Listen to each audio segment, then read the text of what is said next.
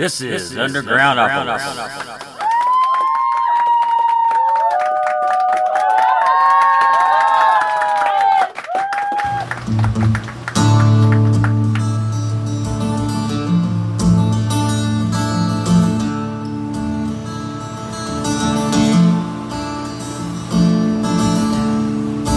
Everything's uncertain.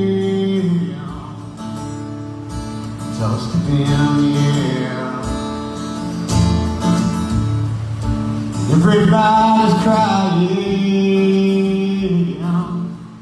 They're pulling out the air. Everybody's hoping for the best, getting a big dose of the words. Better check your phone and grab your purse. We can't make it on this road too long.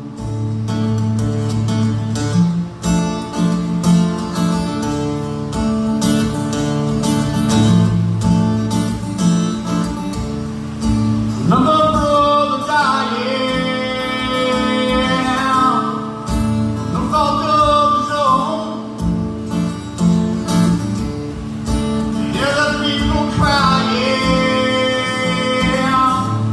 they want it back the way it was. We can't make it on this road too long.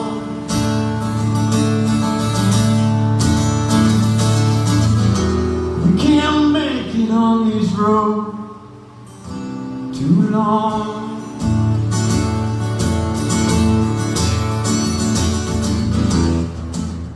Howdy, howdy.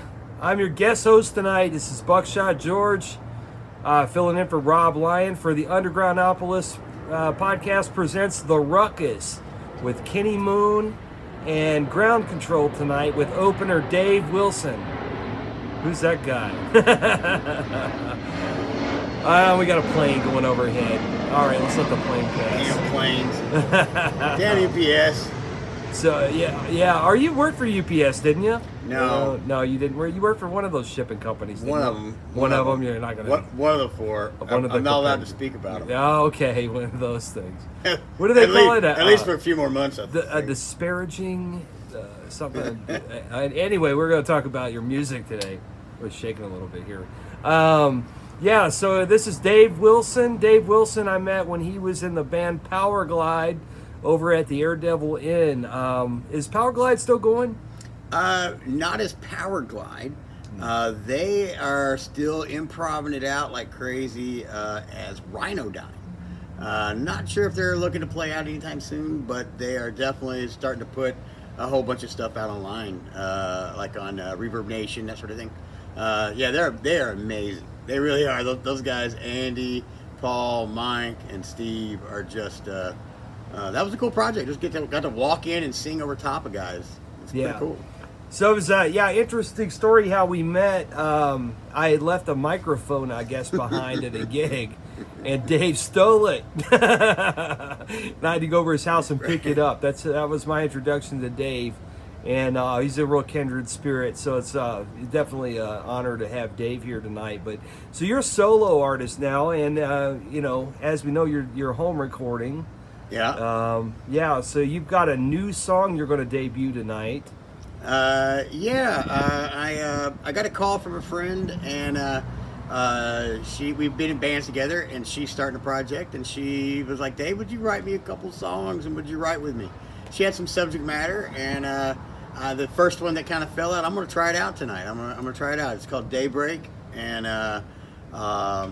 really, I mean, a lot of these are new. A lot of these will be a lot of them. I think you had another one you posted called Gold. I posted Gold, like Gold. a big overproduced, a lot of fun overproducing a song. If you've ever done it, and if you've never done it, you should. Just because, like, when you can do, a few hundred tracks if you needed to, and you kind of want to, you kind of get to do that.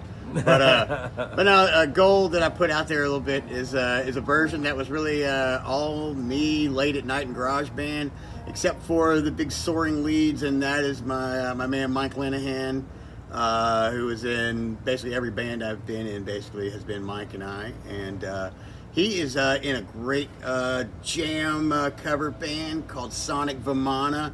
Definitely look out for those guys. Oh, very cool. So, speaking of your past band, you talk a lot about this Bali Shag, and yeah. So, what years did those guys run, and where are they from, and all that? What's the basic information? Bali Shag was a Lexington band from like 90, I guess 90, maybe 94 to about 98, 99, and it was just a pure 90s jam band. It was at that time when Leftover Salmon could be caught playing at a bar in Lexington still, and things like that. So everything, Fish was like on their only 4th album or something like that. Oh, wow. So it was really that kind of, really, I mean, jam was really popping, and yeah, Bali Shag, we had a lot of fun. It was a lot of fun writing a lot of music for that kind of band too. It was, you know, at times you got to remember, like, okay, I've got a keyboard guy that needs a solo, and I got a guitar guy that needs a solo, and we need a drum break, and if we can work in a drum circle at some point, that'd be good too. Which lends itself to having a lot of fun for the first time being solo and just writing. That the only thing I got to please is me. And how I want to play it, and it might get banded out. These songs might get banded out at some point, but right now I'm just looking forward to start putting them all down as just a simple acoustic recording, and it's really about the stories. I think really that's kind of what I am, more of a storyteller as anything.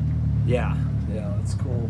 So you were talking about jam bands and the way you approach it musically. Some of the bands don't do it in the same way you do. You remember we were discussing that? I don't know if I'm confusing you with that question, but well, I mean, there's listening for sure. Yeah. And tonight we're going to hear a lot of listening. That they do a lot of improvisation, keyboard and ground control. So we're gonna you'll have a fun time watching them listen to each other and watching them see each other, and so yeah, I mean, with jam bands, I don't want to say formulaic, but that's what you were saying. Most some music are not as good as others, and yeah. Some the songs aren't always there. They're ditties that just get you to the solos, and I always like to think that Bali Shag and even recently Dave Wilson and Risky Shift here around Louisville, that it was more, there was a substance to it, and we were going to jam you, and we were going to play a bunch of lead, and we were going to, like, 15-minute solo if that's what's happening, that, but it would come back out to something that actually did mean a lot of things. And in that early, when Bali Shag was around in particular, there was a lot of nothingness, and that was fine. I mean, I can't write nothing. I think I tend to have too many deep stories I want to tell, actually. So you've got more of a storytelling style with your songwriting these days? No, I don't think my lyric style has changed at all for the past 40 years. It's just that I think you can hear them better now. Yeah. You can hear the story now, and you can take plane trips if you need to. We're at the airport Holiday Inn. Well, no Rob Lyon interview would be complete without this question. If you could open for any artist, who would it be? Wow, if I could open for any artist, who would it be? Steven Wilson. Steven Wilson. Steven Wilson is the kind of the front person that came out of a band Porcupine Tree, kind of a heavy prog band all through the 2000s, and he's just somebody who writes so much, and there's things. I mean, he did an album that was like wrote my divorce once, and it's like, how did he do that? Every song was like an odd, like, are you in my head? Get out of my head, even. And just somebody like that. I would invite people to go check out Steven Wilson now. Okay. And another question Rob likes to ask: do you have any good jokes for us? Any good jokes? Yeah, and you don't have to be clean. Oh, okay. I don't think there's any children around. Well, so. When it's delivered joke time, there's one that I always go to, and it was when the judge told Mickey Mouse, I can't grant your divorce because Minnie Mouse is crazy. And he said, she ain't crazy. I said she was fucking goofy.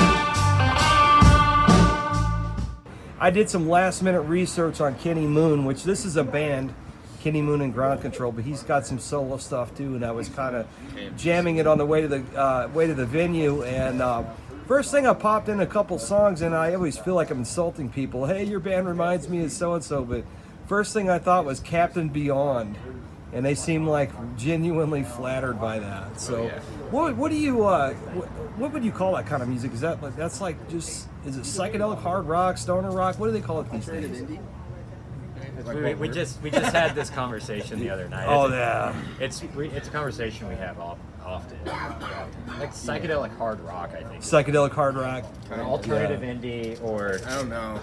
I tell you what I love most about what I heard is like the really old school reverb on the vocals and on the way that it was recorded and the bass tone. Is that an Ampeg? So it's actually like a bass preamp. It's a 12AX7 driven just preamp. I don't use any cabs or anything. Oh man, it sounds good. Yeah. On the so you got two new. Or I don't know how. I didn't catch the year on them. You've got two singles out. That was all I saw on iTunes. And what in the last year.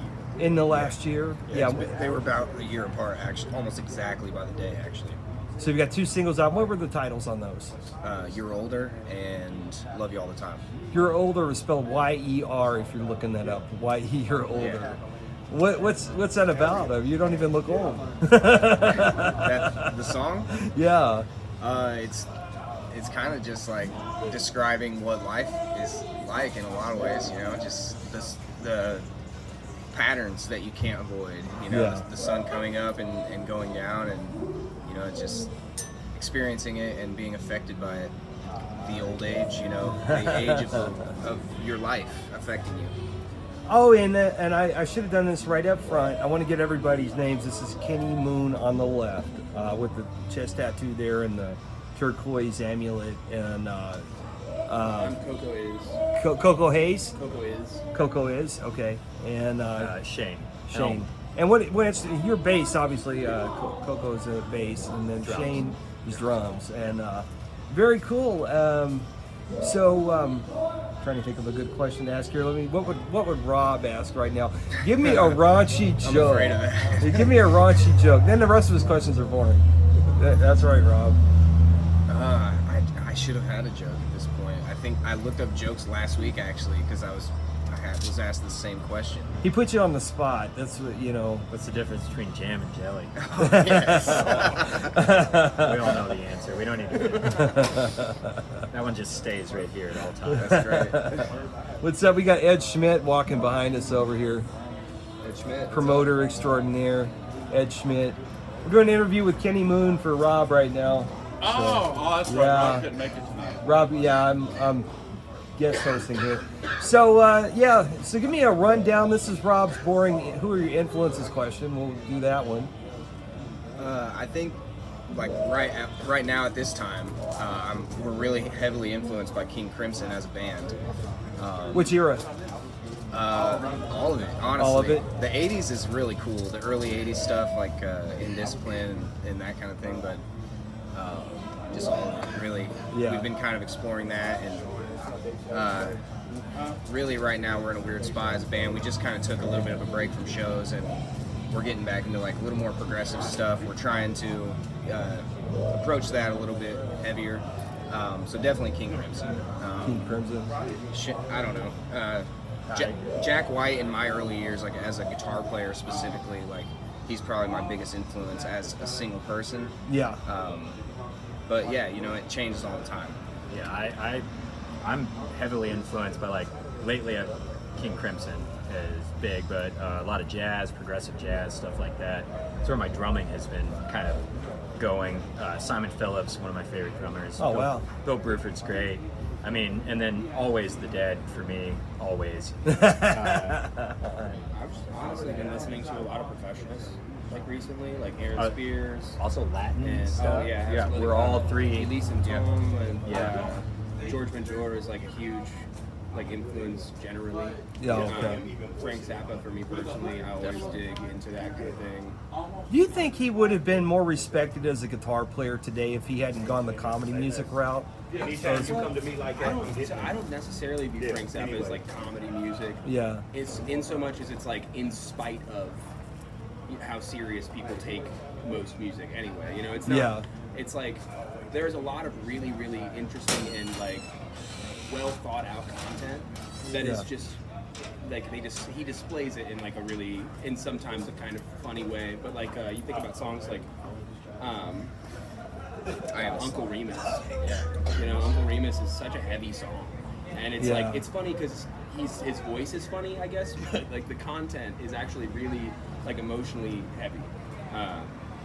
He just, you know, comes across in a different way, and like he got laughed out of orchestra and stuff for that same reason, that people thought he was too like doing things that were too silly or too this or too that, and you know, I think that his music is a response to that, just like that's one of the same criticisms people give Fish, and you know, Fish is like one of my was one of my like favorite bands. It's a very polarizing band, but they're undeniably amazing musicians.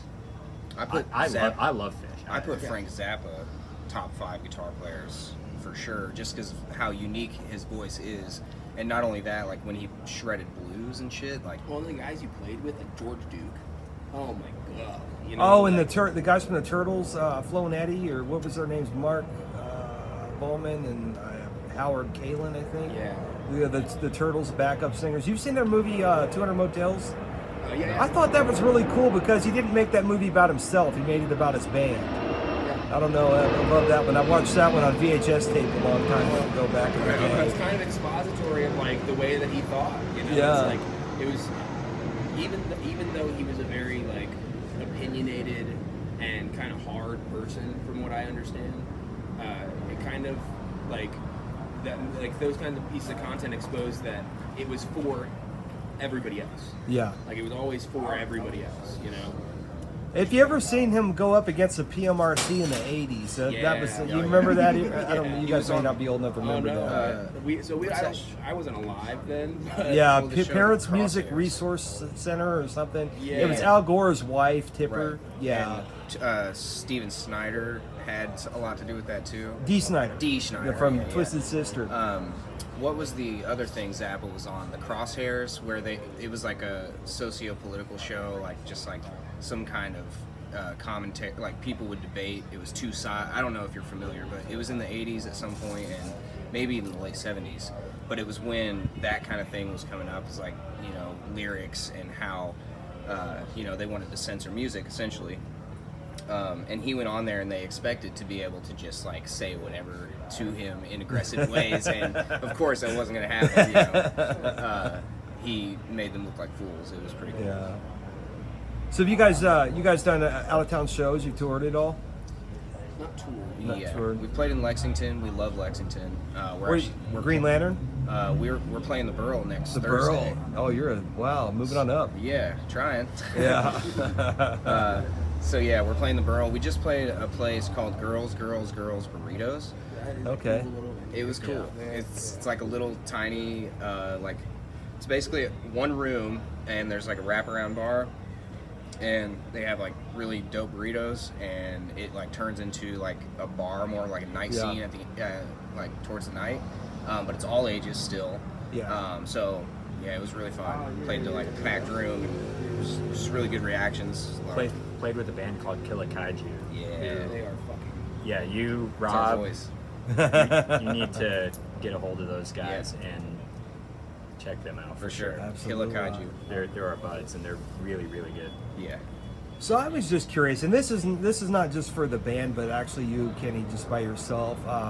Because I was really impressed with the recording sounds. Do you do those yourself, or do you hire the recording sound? I do.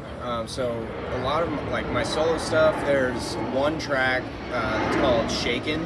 That is actually produced by Devin Snelling of Elephant Path. But the rest of my solo stuff is all self-recorded and mixed and mastered. And then all of our new stuff, KMGC, you know, all of this stuff is live tracked So, you know, we do everything one take, no overdubs, anything like that. We overdub vocals just because the situation we're in, we can't really record vocals. It's not really one take though, is it? Yeah. Yeah. You guys do a It is great one deal take, of but it improvisation. takes us a million. Oh yeah. There's The no one you get retracting. is one. Yeah. So but it is live recorded. yeah, and then I Yeah. mix it down like with the help of these guys, of course. You know, like I'm always sending files, and you know we're all listening to it intently and putting our input in. It's not just me or like this is how I'm gonna mix it and it's done. You know, it's very you know, collective. Oh, very cool. You guys do a lot of improvisation, or are you like Skinner, where you kind of play everything? Everything's kind of like a template, where you always play it the same way every time. We have the songs as framework, and within the songs there's basically like sections that could be however long. You know, they could end up being, you know, 20, 30 minutes at a time if that is what it calls for, but we always have like, you know, things that bring us back to those main ideas to go back into the songs. And you know, it's mostly improv. I'd say 50 to 70% of our show is notes we've never played. I think that's what Dave was kind of telling me. He's like, watch these guys, they listen to each other, and you know, you're kind of like communicating with each other on stage, you know, and you know, it's like an exploratory kind of thing. For sure. More that, yeah. That is all our time we have for now. Thank you for listening to Undergroundopolis. Remember, we do this every Wednesday night, bringing you new and exciting artists every week. Be sure to hit up their websites and social media and stream or download their music. If you like this show, please follow us on Facebook, Instagram, Spotify, any streaming platform, and leave us a review as well. I'm your host, Rob Lyon, signing off.